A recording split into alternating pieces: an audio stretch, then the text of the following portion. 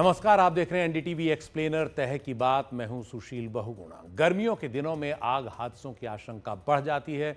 ऐसे में जरा भी लापरवाही भयानक साबित हो सकती है। बिजली के उपकरणों से लेकर रसोई गैस तक कई ऐसी चीजें हो सकती हैं जो किसी चिंगारी को आग में बदल दें। लिहाजा सतर्क रहना जरूरी है।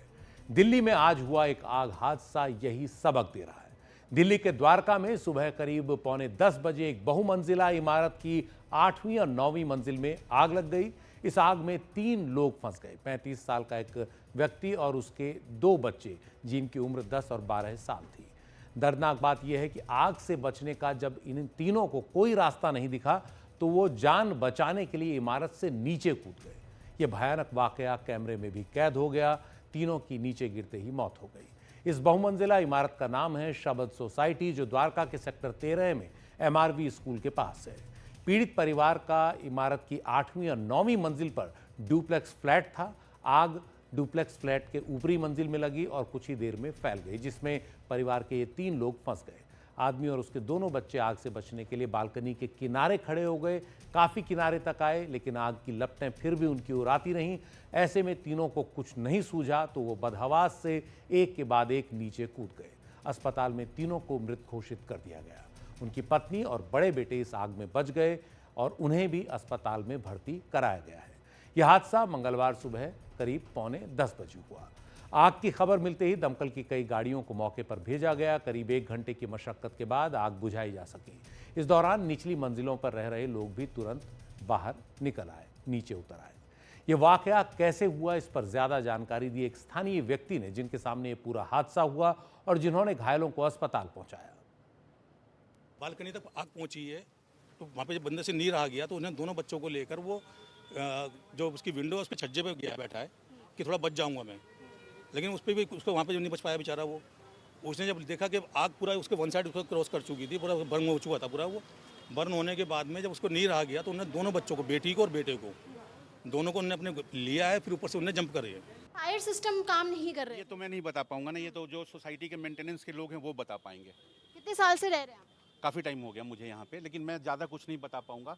यहाँ का सिक्योरिटी और सोसाइटी के मेंबर्स जो हैं वो ही बता पाएंगे, जो मुझे ज़्यादा इस चीज़ के बारे में क्या आप जानकारी नहीं है। मेंटेनेंस से खुश हैं इस सोसाइटी के एज अ रेसिडेंट? अगर खुश होते तो ये घटना थोड़ी घटता। हमारे सहयोगी अश्विनी ने इस हादसे के बाद दिल्ली फायर सर्विस के assistant divisional officer Ravinder Singh से बात की। द्वारका में आग लगने की एक दर्दनाक घटना में 3 लोगों की मौत हो गई। एक पिता और 2 बच्चों की मौत हो गई। इस घटना पर हमारे साथ बात करने के लिए दिल्ली फायर सर्विसेज के एडीओ रविंदर सिंह जी हैं। सर, कितने बजे घटना की कॉल आई, क्योंकि ये काफ़ी भीषण आग देखने में लग रही थी? आप लोग बस कॉल कितने बजे आया? तकरीबन 10:01 पे फायर कंट्रोल रूम को सूचना मिली कि द्वारका के एक अपार्टमेंट में 9th फ्लोर पे आग लगी हुई है। सीन पे जाने के बाद उन्होंने देखा कि जो कैजुअलिटी थी वो पहले से ही ऊपर से जंप कर चुकी थी, आदमी पहले ही जंप कर चुके थे। और जो माँ और बेटे जिनको पता था कि आग में झुलस गए, वो जो घायल थे, अस्पताल में एडमिट कराया गया, क्या वो थे? आप लोगों ने उनको रेस्क्यू किया या वो भी बाहर आ चुके? वो भी पहले ही बाहर आ चुके थे। जो पड़ोसी की सहायता से, जैसे उन्होंने बताया कि जो लेडीज़ थी, दोनों लेडीज़ों को निकाल दिया गया था। चूँकि ये मकान डुप्लेक्स था तो जो आग थी वो नीचे से लग के डुप्लेक्स में ऊपर में पहुंच गई थी सीढ़ियों के द्वारा, क्योंकि ओपन स्पेस रहता है। और क्या अभी आप लोगों को क्या कारण नज़र आया वहाँ पे मौके? ये तो इन्वेस्टिगेशन का मैटर है, तो पुलिस इन्वेस्टिगेट करेगी रीज़न क्या थे इस फायर के, ऐसा भी कुछ सूचना नहीं है। इस आग हादसे के बाद डीडीए और एमसीडी को इस इमारत की स्ट्रक्चरल स्टेबिलिटी यानी बुनियादी मजबूती का आकलन करने के लिए कहा गया है।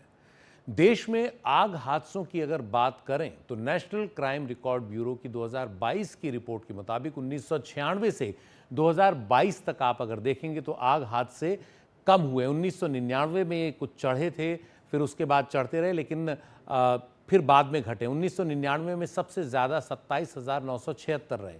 इसके बाद 2014 तक औसतन 23,000 हादसे सालाना होते रहे और फिर 2014 के बाद से इनमें लगातार कमी आई और 2022 में देश में 7,566 आग हादसे हुए। अगर आग हादसों में मौत की बात करें तो 1996 से उनमें भी कमी आई है। बीच में कुछ समय ग्राफ बढ़ा भी है। 1996 में 27,561 लोगों की मौत हुई थी। 2022 आते आते ये आग हादसे जो है इनमें मरने वालों की तादाद 7,435 हो गई। हालांकि कुछ जानकारों का मानना है कि आंकड़ा जिस तेजी से गिरा है उसे देखते हुए इसे और चेक किया जाना चाहिए। आग हादसों के आंकड़ों के मुताबिक इनमें जान गंवाने वालों में 60% महिलाएं रही हैं। एनसीआरबी के मुताबिक आग हादसों के पीछे 4 मुख्य कारण होते हैं: बिजली या शॉर्ट सर्किट, आतिशबाजी, रसोई गैस सिलेंडर या स्टोव और अन्य कारण। एनसीआरबी की रिपोर्ट के मुताबिक 20% आग हादसे गैस सिलेंडरों के फटने से हुए हैं, जबकि बिजली के कारण या शॉर्ट सर्किट के कारण 21% आग हादसे हुए। पटाखों के कारण 2% आग हादसे हुए हैं और बाकी करीब 57% आग हादसे अन्य कारणों से होते हैं। तो आप देख सकते हैं 22% गैस सिलेंडर या स्टोव के कारण होते हैं और 21% बिजली या शॉर्ट सर्किट से होते हैं और कई बार शॉर्ट सर्किट से बड़े आग हादसे होते रहे। आतिशबाजी से 2% और बाकी 57% अन्य कारणों से। आग हादसों से बचने के लिए कई स्तरों पर काम किया जा सकता है। आग हादसा होने पर सबसे पहली चीज़, अगर आप बहुमंजिला इमारत में हैं तो लिफ्ट का इस्तेमाल बिल्कुल ना करें। आग हादसे जैसी स्थितियों में सुरक्षित निकलने के लिए सबसे बेहतर होता है सीढ़ियाँ, इसलिए इमारतों में पहले से चौड़ी सीढ़ियाँ होनी चाहिए। आग बुझाने के उपकरण जैसे फायर एक्सटिंग्विशर पर्याप्त मात्रा में होने चाहिए। पानी का एक अलग टैंक सिर्फ आग बुझाने के लिए होना चाहिए इमारत में, जिसका पानी हर मंजिल पर फायर होज तक पहुँचे, जो पर्याप्त लंबाई का हो। बिजली से जुड़े मीटरों के आसपास वायरिंग की समय समय पर चेकिंग होनी चाहिए ताकि वहां कोई शॉर्ट सर्किट ना हो और आग न लगे। गैस की जो लाइन है, पाइपलाइन है, और बिजली के तार, इनके आसपास कोई ऐसी चीज़ नहीं होनी चाहिए जिससे आग लग सकती हो, चिंगारी निकल सकती हो। समय समय पर लोगों को जागरूक करने के लिए फायर ड्रिल होती रहनी चाहिए और इमारत में आग से निपटने के सभी उपाय होने चाहिए और इसी आधार पर फायर सेफ्टी सर्टिफिकेट भी दिया जाता है, जो कंप्लीशन सर्टिफिकेट का एक बहुत अहम हिस्सा है।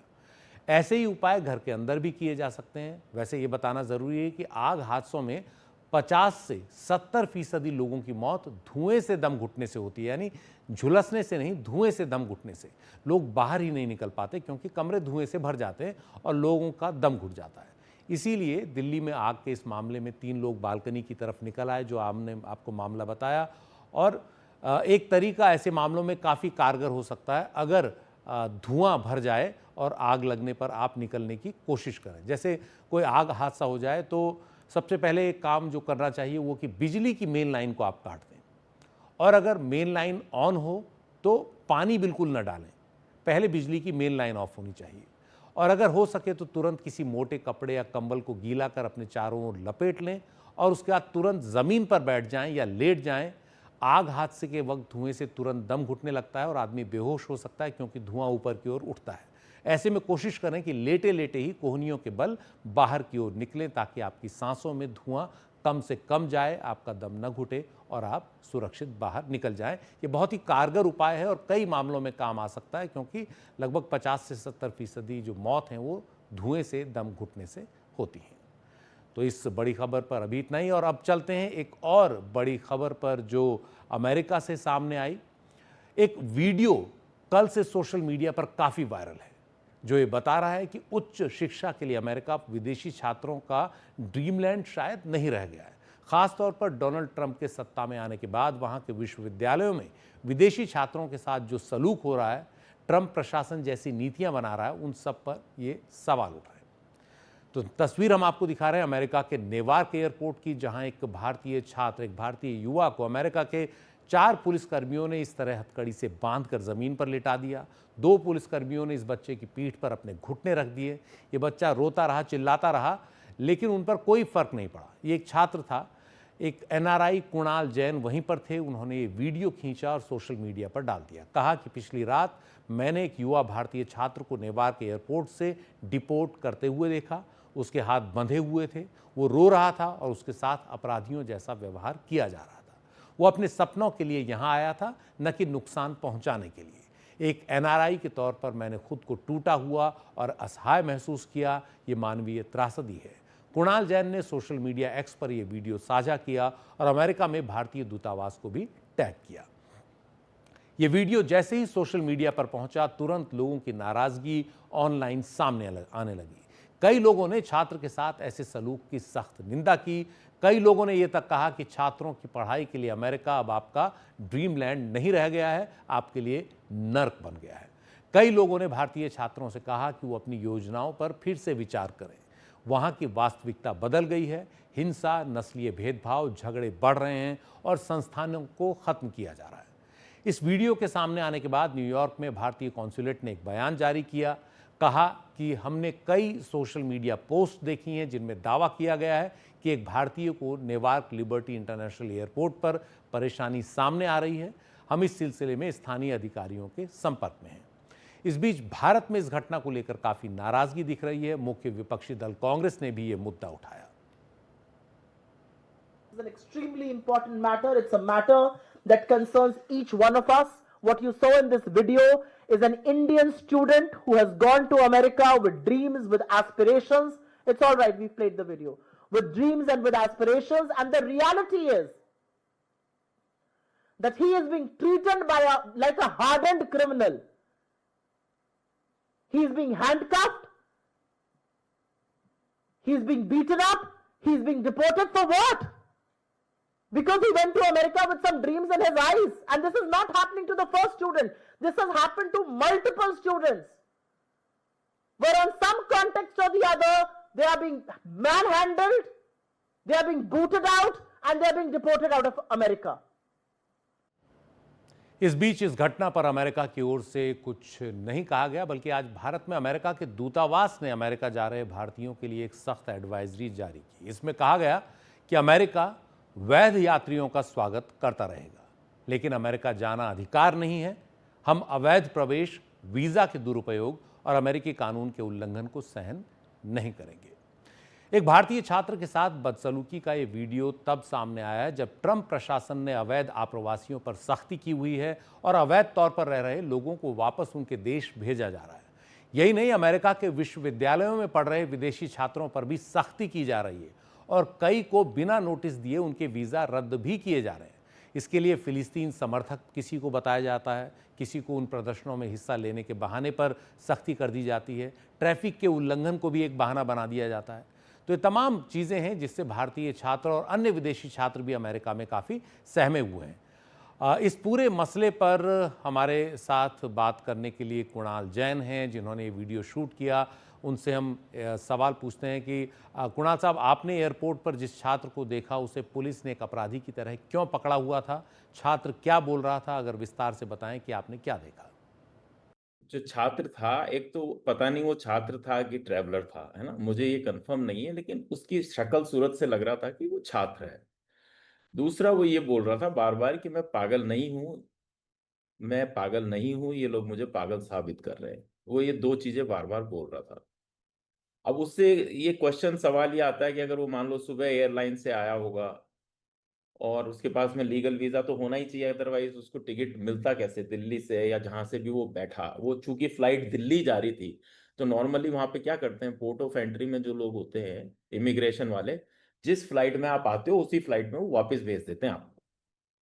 तो मैं आई एम गेसिंग कि वो बंदा दिल्ली से ही बैठा, उसका हरियाणवी एक्सेंट था, तो वो दिल्ली से बैठा होगा, उसके पास में लीगल वीज़ा होगा, लेकिन पोर्ट ऑफ एंट्री में हो सकता है उससे कुछ बातचीत में कुछ ऐसा लगा उन लोगों को कि ये मेंटली अनस्टेबल है या गुस्सा कर रहा है, या कई बार क्या होता है कि आप लोगों को कई बार अपने हिंदुस्तानी वो तरीका बौखला जाते हैं, हैरान हो जाते हैं कि क्या हो गया। तो हो सकता है वो किसी बात को लेके हैरान हो गया हो, कोई चीज़ उसको समझ में नहीं आई हो, उसके मुँह से कुछ निकल गया हो। तो उसमें क्या होता है कि वो जो ऑफिसर बैठा होता है सामने इमिग्रेशन वाला, उसको भी समझ में नहीं आता सारी बातें, क्योंकि अगर आपको एक तो लिंग्विस्टिक कैपेबिलिटीज पे डिपेंड करता है, how good is your English. तो मैं सिर्फ गैस कर रहा हूँ, ये मैं I am not throwing, so don't, मैं एम जस्ट गैसिंग कि मेरे ख्याल से ऐसा ही कुछ हुआ होगा। तो उन्होंने वो क्या करते हैं कि वो साथ के साथ आपको बोलते हैं कि आप एक जगह बैठ जाओ, आपको वो they keep you in an इम्प्रिजेंट environment कि आप वहां से भाग नहीं सको, और फिर जो शाम को जिस फ्लाइट में आप आए होते हो उसी फ्लाइट में वापस भेज देते। तो जब उसको भेजने लगे वो वहां एजिटेट हो गया, उसने अपना सर मारना चालू कर दिया, नीचे जमीन पे मारना चालू कर दिया, उसको नीचे उन्होंने दबाया। तो उसको कंट्रोल करने के लिए ये 2 पुलिस वाले उसके ऊपर बैठे हुए हैं। इसमें कोई ऐसी बहुत मतलब ये this is how the regular police activity जो यूएस में होती है। यूएस में पुलिस को अधिकार होता है कि जो आदमी वायलेंट हो जाए उसको वो कंट्रोल करते हैं। तो वो कंट्रोल करने का यही तरीका है। ये तो बहुत अच्छी बात है, उनके पास गन नहीं है, उन्होंने गन नहीं निकाली, गन भी निकाल सकते हैं, उनका अधिकार है। लेकिन यहाँ पे चूंकि उन्होंने वो उनको पता था कि ये या तो मेंटली अनस्टेबल है या जिस हिसाब से वो बोल रहा था उन लोगों को समझ में नहीं आ रही थी। तो एक तो लिंग्विस्टिक बैरियर था जो मुझे क्लियरली समझ में आया। दूसरी इन सब चीज़ों में क्या होता है कि अगर आपके पास में रिसोर्सेज नहीं है, आप किसी को कॉल नहीं कर पाए, आपके फैमिली मेंबर को अप्रोच नहीं कर पाए, तो फिर आप you are just by your own. और ऐसा ही लगा मुझे वो देख के कि उसको मेरे ख्याल से कोई कनेक्ट नहीं कर पाया, तो वो बौखला गया था। वो बौखलाहट में उसको उन्होंने नीचे पटक दिया, उसके हाथ पांव बांध दिए। फिर वो जब पायलट ने मना कर दिया कि मैं इसको नहीं बैठाऊंगा, तो जब पायलट ने मना कर दिया तो अब वो दो पुलिस वालों ने सोचा हम क्या करें, तो उन्होंने और पुलिस फोर्स बुला ली और उन्होंने बेसिकली ये सोचा कि इसको फोर्सफुली हम अंदर बैठा देंगे। लेकिन फिर पायलट ने मना कर दिया कि नहीं, इसको हम ऑन बोर्ड नहीं करा सकते, तो आपको जो करना है करो। तो फिर वो 6-7 पुलिस वाले आ गए, उन्होंने एक बार पूरी एली खाली करवाई, हम लोगों को साइड में किया पहले कि ये छड़ेगा पहले। लेकिन फिर जब पायलट अड़ गया, शायद पायलट अड़ गया होगा, पायलट ने कहा हम तो नहीं बैठाएंगे, तो फिर उनको वो वहीं रह गए वो। तो ये हुई पूरी कहानी। कुणाल साहब, आप अमेरिका में बीते 2 दशक से रह रहे हैं। आपने इतने सालों में भारत से वहाँ पढ़ने जा रहे तमाम छात्रों को देखा होगा। तो भारतीय छात्रों के लिए या अन्य विदेशी छात्रों के लिए वहाँ हालात अब कैसे हो गए हैं? पहले से कितना बदलाव आ गया है? भाई पहले क्या था कि इतनी क्लोज मॉनिटरिंग नहीं होती थी, तो अब जितने सवाल आपसे पूछे जाते हैं वो शायद पहले नहीं पूछे जाते थे। अब मैं गया था 2003 में, तब कुछ पूछा नहीं जाता था। प्रोसीजर सेम ही था, प्रोसीजर में कोई बदलाव नहीं आया है, लॉ सेम ही था, रूल सेम ही है कि भाई जो उस देश के लिए अच्छा सोचेगा, भला सोचेगा, वही वहां पे वेलकम है। और आपके पास में लीगल वीजा है तो ही आप वहां जा सकते हो। तो रूल में कोई चेंज नहीं आया है। चेंज सिर्फ इतना सा आया है कि जो भी हालात पिछले 3-4-5 महीने से चालू हो गए, क्योंकि उनकी पॉलिसी चेंज हो गई कि अब जो भी इलीगल है, इलीगल मतलब आपका वीजा एक्सपायर हो गया तो आप वापस लौट के अपने देश जाओ, विच इज गुड। ये ऐसा ही होना चाहिए, हमारे भी देश में ऐसा ही होना चाहिए, उसमें कोई प्रॉब्लम नहीं है। लेकिन उसमें क्या होता है कि वो गेहूं के साथ में घुन भी पिस जाता है। अब जो इलीगल नहीं है उनके ऊपर भी मॉनिटरिंग हो रही है। अब कोई लीगल वीजा लेके आ रहा है और उससे भी वही सवाल पूछे जा रहे हैं, तो there is always a chances of error 1% 2%। और उस एरर में कोई अगर कॉन्फ्लिक्ट हो गया, कोई फंस गया, कोई वो हो गया, तो उसमें फिर प्रॉब्लम हो जाती है। उनके लिए वहां पे सिस्टम है, अटॉर्नीज हैं, एक सिस्टम है, काउंसलर्स हैं, लेकिन वो बड़ा महंगा सिस्टम है, हर किसी को रिसोर्सेज अवेलेबल नहीं है। तो होना ये चाहिए कि अगर वो किसी को निकाल भी रहे हैं इंडियन को वहां से, तो इंडियन एम्बेसी को ये खबर होनी चाहिए। और इंडियन एम्बेसी की ये ड्यूटी बनती है कि जो सही है उसको सही, जो गलत है उसको गलत। उस तरीके से इंडियन एम्बेसी इस चीज को डील करे। अब ये मुझे समझ में नहीं आ रहा है इंडियन एम्बेसी को इतना टाइम क्यों लग रहा है। 48 घंटे से ऊपर हो गए हैं, अभी तक हमें ये पता नहीं कि वो लड़का वहां पे है, कहाँ है, उसको उन्होंने वापस भेज दिया कि नहीं भेज दिया इंडिया। ये तो कम से कम इंडियन एम्बेसी बता ही सकती है ना, इतना तो बता ही सकती है कि भाई लड़का सेफ है, हम बात कर रहे हैं। किसी को पता ही नहीं अब उसके माँ बापों के ऊपर क्या गुजर रही होगी, किसी के ऊपर क्या, कि वो लड़के का क्या हाल है। क्या आपको लगता है कि छात्रों पर सख्ती के मामले में अमेरिका कुछ देशों के साथ भेदभाव भी कर रहा है? अब ये तो बहुत बड़ा मुद्दा है, इसके लिए तो आपको इमिग्रेशन अटॉर्नी बैठाना पड़ेगा यहाँ पे, क्योंकि मैं तो इमिग्रेशन अटॉर्नी हूँ नहीं। और इंडिविजुअल, मैं यूएस सिटीजन हूँ, तो मेरी लॉयल्टी जो है वो स्टेज विद बोथ कंट्रीज। तो मैं ये नहीं बता सकता कि वहां के लिए क्या सही है, यहाँ के लिए क्या सही है। All I can say is one should respect the law, whether it is in India or it is in US. The only problem is कि if somebody is misguided or discriminated or anything, that needs to be handled by attorneys. हम लोग opinion दे के यहाँ पे अभी flare up कर दें और चीजें खराब हो जाएं, उससे कोई मतलब नहीं है। हमसे बातचीत करने के लिए बहुत बहुत शुक्रिया। हमारे साथ थे कुणाल जैन, जो एनआरआई हैं, अमेरिका में रहते हैं और भारतीय अमेरिकी कारोबारी हैं। एनडीटीवी एक्सप्लेनर में आज इतना ही। नमस्कार।